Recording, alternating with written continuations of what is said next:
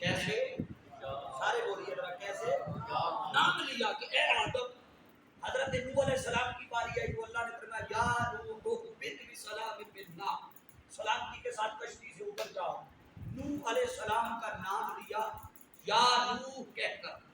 اسی طرح داؤد علیہ السلام کی باری آئی تو فرمایا یا داؤد. اسی طرح حضرت موسیٰ علیہ السلام کی باری آئی تو فرمایا یا موسیٰ. اسی طرح عیسیٰ علیہ السلام کی باری آئی تو یا عیسیٰ. مریم علیہ السلام کی باری آئی تو یا مریم. یحییٰ علیہ السلام کی باری آئی یا یحییٰ خذ الکتاب بقوۃ. یعنی ہر نبی کا نام لے کر یوں اللہ خطاب کرتا رہا ان انبیاء سے. اب اللہ اس انداز میں خطاب کرتا رہا ان انبیاء کی جو قومیں تھیں، ان کی امتیں، وہ جس انداز میں رب خطاب کرتا رہا اسی طرح اپنے نبی کو پکار کر خطاب کرتی، بلاتی، مخاطب کرتی. کیسے؟ صالح علیہ السلام کی قوم کی مثال لے لیں. انہوں نے کہا قالوا یا صالح، وہ کہنے لگی اے صالح علیہ السلام، اور پھر ساتھ کوئی نہ کوئی الزام لگایا، کوئی نہ کوئی برا بھلا کہا. داؤد علیہ السلام کو بھی یوں ہی کہا قالوا یا داؤد.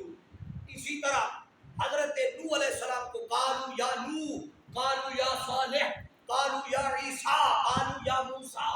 ہر کوئی نام لے کر امت بھی اسی طرح مخاطب کرتی ہے.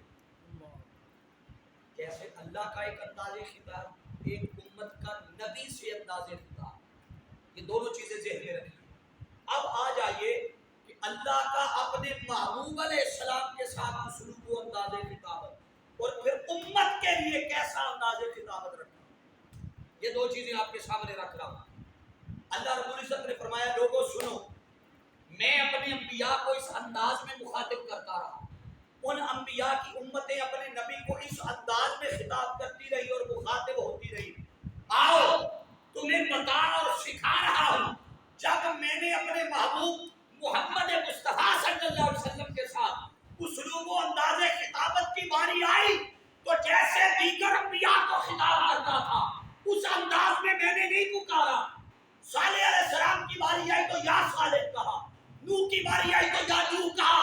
مگر ان کے برعکس دیکھو میرے محبوب کی شان محبوبیت اور حضور کے مقام کو سمجھو کہ آقا کو جب خطاب کیا تو آقا کا